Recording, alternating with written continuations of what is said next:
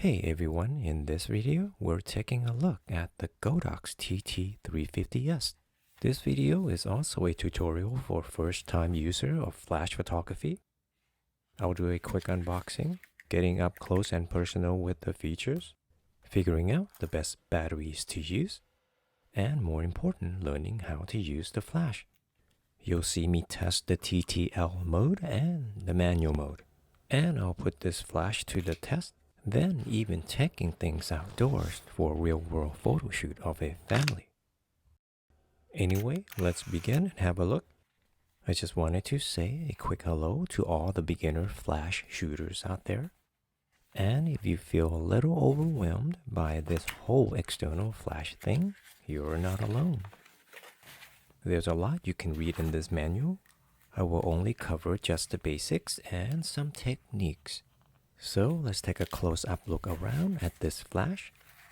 It comes with a mini stand, which I will briefly discuss later in the video. Don't let its size fool you. For example, this flash with a guide number of 118 feet at ISO 100, it can light up subjects around 118 feet away when used at full power.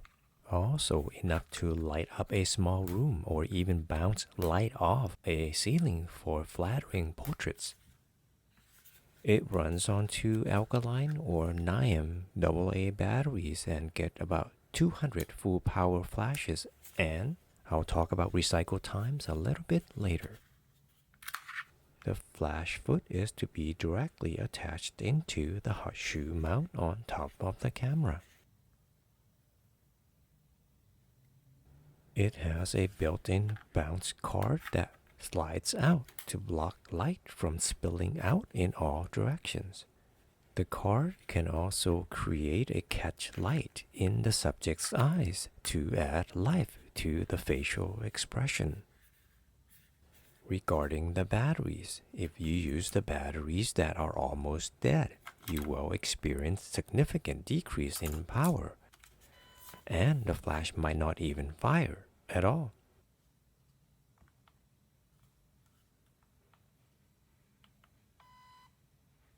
You can see the battery indicator here, which is almost empty. Here, I'm replacing them with 2 new alkaline batteries. Let's have a look. M for manual flash setting and 1/128, meaning the flash will output 1/128 of its full power. That's very weak flash, by the way. But you can always make the adjustments. And how about 1/1, which is 100% of its full power? Notice the delay between firing the flash. Higher flash power usage leads to slower flash recycle time. 1, 2, 3, 4, 5, 6, 7, 8, 9, 10, 11, 12, 13, 14, and ready. While editing this video, I noticed I had alkaline batteries in the flash, so I paused and tested NiHM batteries. High quality NiHM or nickel metal hydride batteries, such as Duracell, should cut down recycle time. Let's have a look. 1, 2, 3, 4, 5, and ready.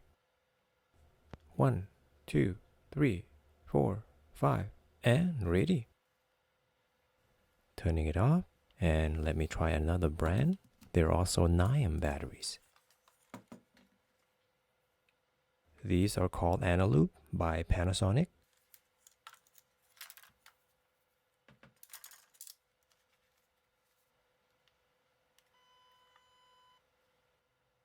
One, 2, 3, 4, and ready. 1, 2, 3, 4, and ready. 1, 2, 3, 4, and ready. Not bad at all.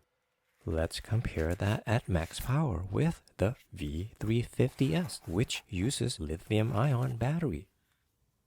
I noticed that Godox caters to a wide range of users and price points. This V350S is pricier than the TT350S. And here's one reason why.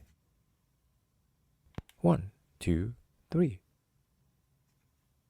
1, 2, 3.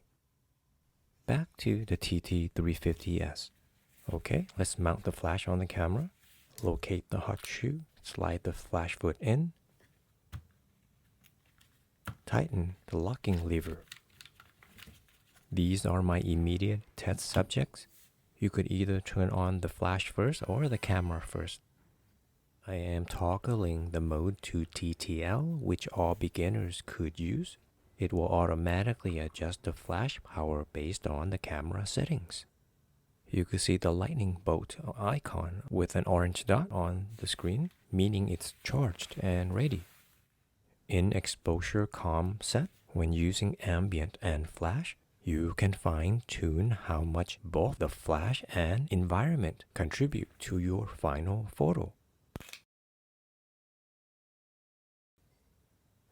Next, instead of firing directly at your subjects, tilting the flash head upwards or sideways will bounce the light off a nearby surface like ceiling, wall, or whatever, and illuminate your subjects indirectly. And this is called bounce flash. If you set the flash output manually, let's see what happens at 1/128, the lowest power setting.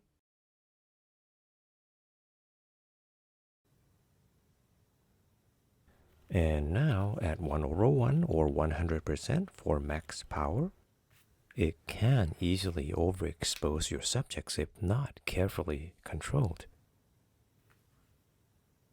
So for beginners, use TTL. And let's quickly see what happens when we use the diffuser cap. It's supposed to soften harsh shadows by spreading out the light more evenly, and even reduce red eye. But these dudes don't have eyes. And how about the bounce card? Here it serves a similar purpose to a diffuser cap, but by blocking out the light from spilling out in all directions. It can also be used to add a subtle highlight or fill light when taking portraits. Here I want to show you how to remove the flash carefully by using two hands, and how to retract the bounce card properly.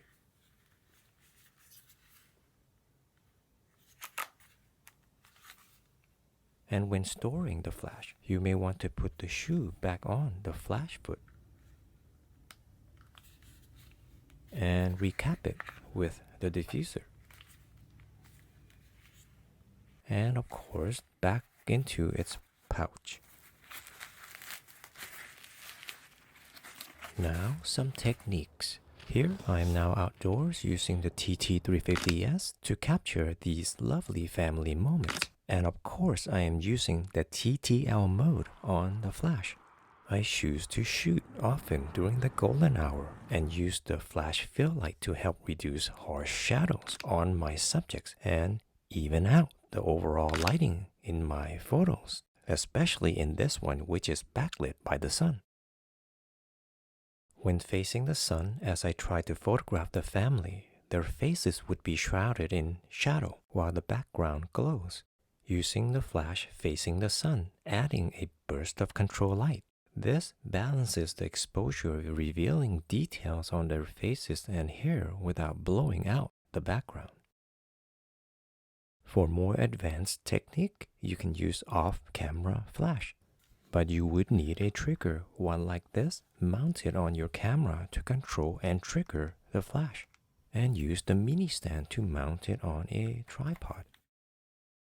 You can create directional light for certain looks that you want, selectively dodging shadows, emphasizing details, and enhancing the mood that you want.